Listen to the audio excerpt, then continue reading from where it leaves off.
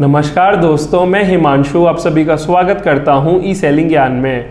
दोस्तों, जब आप मीशो पर ऑर्डर प्रोसेस करते हो तो आपको पता होगा कि मीशो उन सभी ऑर्डर्स को डिफरेंट लॉजिस्टिक्स पार्टनर में बांट देता है। मतलब अगर आपको मीशो पर 10 ऑर्डर आए हुए हैं तो हो सकता है मीशो 5 ऑर्डर किसी एक लॉजिस्टिक्स पार्टनर को दे दे, 3 ऑर्डर किसी दूसरे लॉजिस्टिक्स पार्टनर को दे दे और रिमेनिंग 2 ऑर्डर जो है वो तीसरे लॉजिस्टिक्स पार्टनर को दे दे। मतलब इस तरीके से वो रैंडमली कुछ ऑर्डर कुछ लॉजिस्टिक्स पार्टनर को दे देता है और रिमेनिंग ऑर्डर कुछ दूसरे लॉजिस्टिक्स पार्टनर और तीसरे लॉजिस्टिक्स पार्टनर को दे देता है।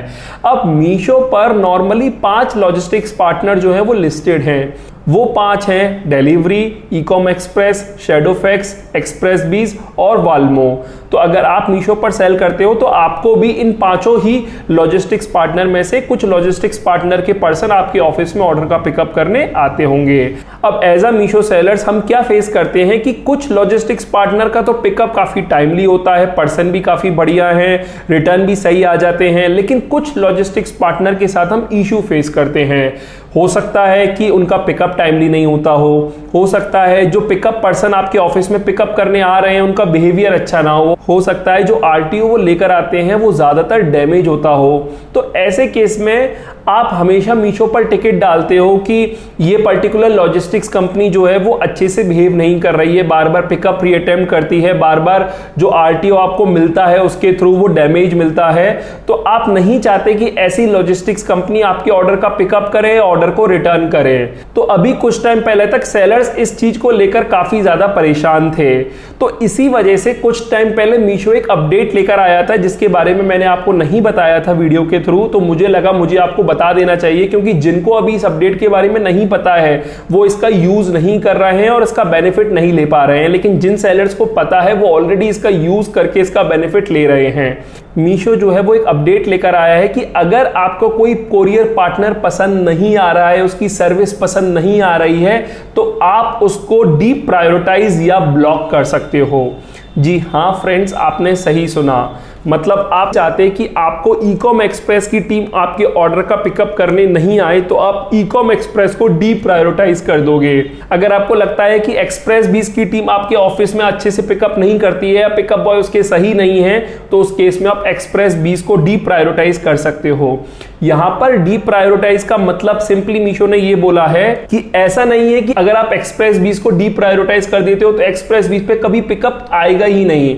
मेनली क्या होगा, चांसेस ये रहेंगे कि एक्सप्रेस बीस के अलावा जो कोरियर पार्टनर है उन्हीं को मीशो पिकअप असाइन करे, लेकिन इन केस अगर बाकी कोरियर पार्टनर अवेलेबल नहीं होंगे, उस लोकेशन पर डिलीवरी नहीं करते होंगे, तो फिर लास्ट ऑप्शन रहेगा कि एक्सप्रेस बीस को वो आपका जो ऑर्डर का पिकअप है वो असाइन करेंगे, जिससे कि कम से कम डिलीवरी तो ऑर्डर की हो ही जाए।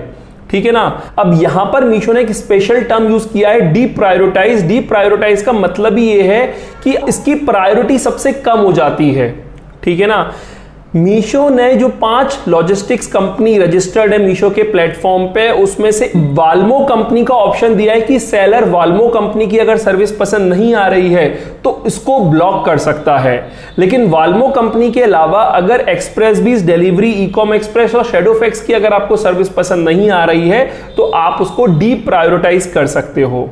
और अगर आपको लगता है ऑलरेडी 1-1.5 महीने से डी प्रायोरिटाइज आपने किसी कोरियर पार्टनर को किया हुआ है और अब आप चाहते हो कि किसी दूसरे कोरियर पार्टनर को आप डी प्रायोरिटाइज करो, यानी कि उसकी सर्विस पसंद नहीं आ रही, तो इसके लिए पहले जैसे आपने डी प्रायोरिटाइज किया हुआ है उसको आप पहले री प्रायोरिटाइज कर दीजिए, यानी कि उसको पहले अलाउ कर दीजिए और किसी दूसरी कोरियर कंपनी को फिर डी प्रायोरिटाइज कर दीजिए। यहां पर आप कंफ्यूज मत होइएगा। डी प्रायोरिटाइज मतलब हम कम प्रायोरिटी दे रहे हैं उस पर्टिकुलर कोरियर कंपनी को, और री प्रायोरिटाइज मतलब दोबारा से उसकी जो प्रायोरिटी है वो बढ़ा रहे हैं। अब ये आपको करना कैसे है, उसके लिए आप सिस्टम पर ये देखिए, आप मीशो के सपोर्ट सेक्शन में आ जाएंगे।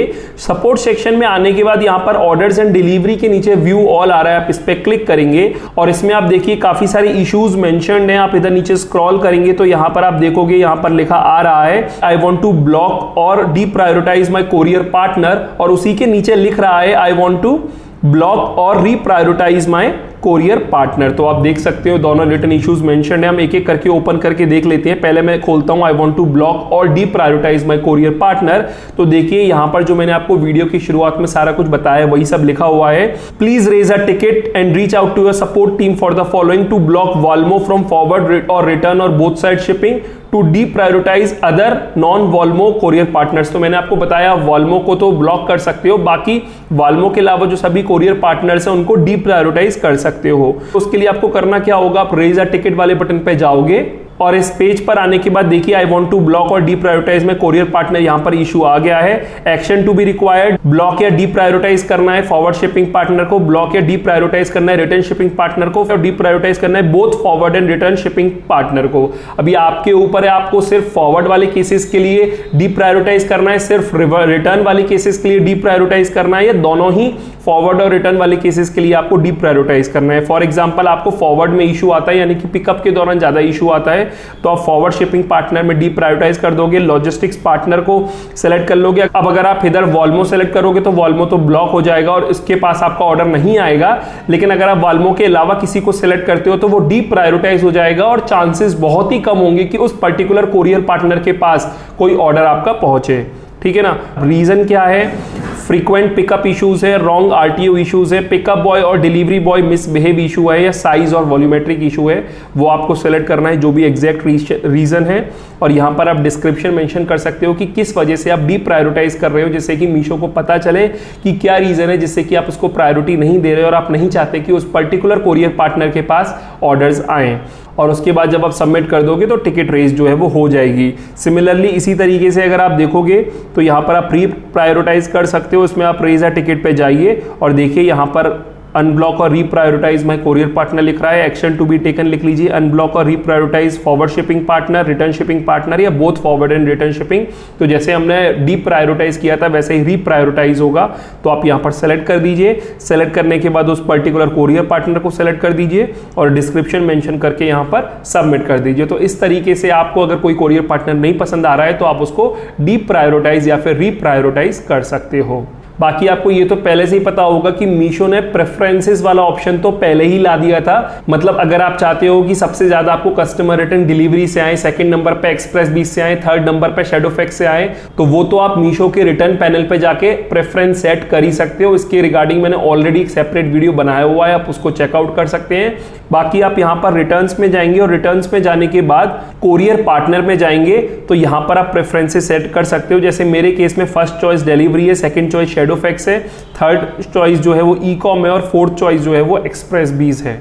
तो यहाँ पर आप एडिट माई चॉइस में जाने के बाद एडिट भी कर सकते हो, लेकिन यहाँ पर ये जो प्रेफरेंस है वो आप कस्टमर रिटर्न से रिलेटेड सेट कर रहे हो, आपको ये पता होना चाहिए। तो बस इस वीडियो में मुझे यही बताना था कि अगर आपको कोई कोरियर पार्टनर नहीं पसंद आ रहा है तो आपको उसके ऊपर कैसे एक्शन लेना है। उम्मीद करता हूँ आपको ये वीडियो अच्छी लगी होगी और समझ में आगे होगी। बाकी अगर मीशो सेलर्स को कोई और डाउट है, कोई और कंफ्यूजन है तो मुझे वीडियो के डिस्क्रिप्शन में आप बता सकते हो। वीडियो अगर आपको अच्छी लगी और हेल्पफुल रही हो तो इस वीडियो को लाइक कर दीजिएगा। अपने फ्रेंड्स और फैमिली में जो भी ऑनलाइन सेलिंग बिजनेस करते हैं, स्पेशली मीशो पर करते हैं, उनके साथ ये वीडियो जरूर शेयर कीजिएगा। और अगर आप मेरे चैनल पर पहली बार आए हो तो इस चैनल को सब्सक्राइब कर दीजिएगा, क्योंकि मैं ऐसे ही ऑनलाइन सेलिंग से जुड़ी वीडियोज़ अपने चैनल पर लाता रहता हूँ। फिलहाल अभी के लिए मैं चलता हूँ। Thank you.